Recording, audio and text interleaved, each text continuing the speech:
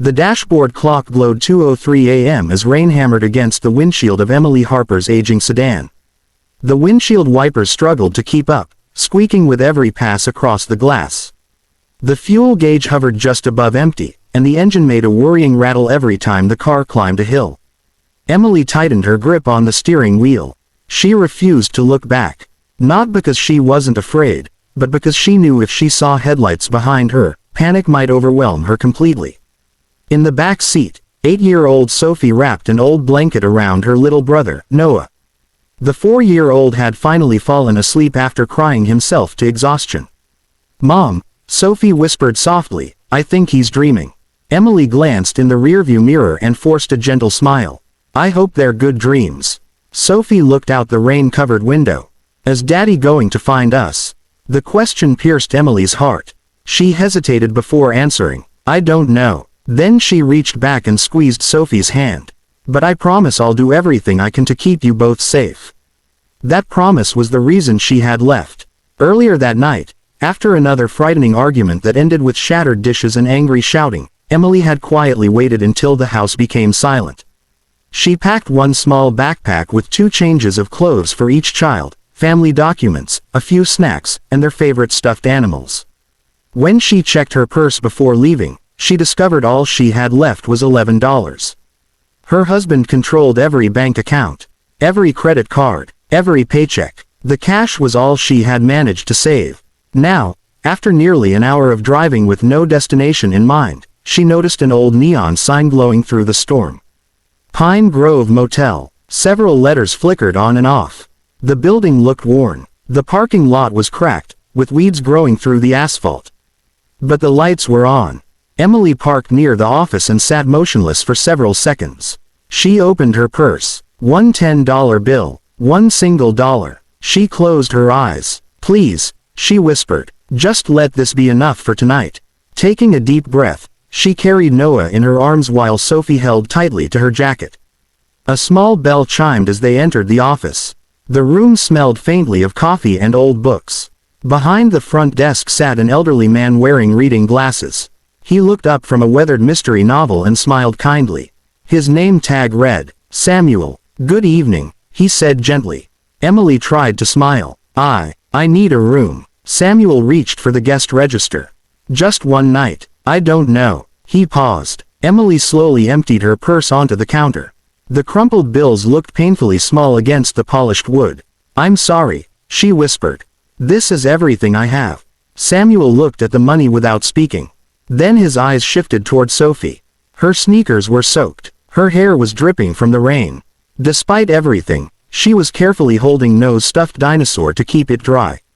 The old clerk looked back at Emily. "Long night," she nodded. "The longest of my life." "You folks hungry?" Emily hesitated. A little. Actually, they hadn't eaten since lunchtime. But she couldn't bear to admit that. Samuel quietly closed the registration book. Without another question, he reached into a drawer beneath the counter and removed an old brass key attached to a faded wooden tag. The number painted on it had nearly worn away. 7. He slid the key across the counter. "Room 7. Emily stared at it in confusion. "There must be a mistake." "No mistake. I can't afford a room." Samuel gently pushed the $11 back toward her. "Keep your money." Emily blinked. "No, I can't do that." "Yes, you can. But why would you?" The old man's smile became thoughtful.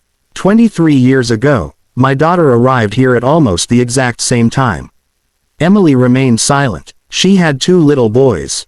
His voice grew quieter. She had bruises she tried to hide. Emily lowered her eyes. She also believed she had nowhere else to go. Samuel looked toward the hallway leading to the guest rooms. "I gave her room 7. "What happened?" "She slept safely for the first time in years." He smiled sadly. The next morning, a local shelter helped her start over. Emily felt tears rolling down her cheeks. "I'm so sorry." "So was I." He nodded gently. "But she's happy now." He reached beneath the counter again and placed 2 cups of instant hot chocolate, several packets of crackers, and a small carton of milk in a paper bag.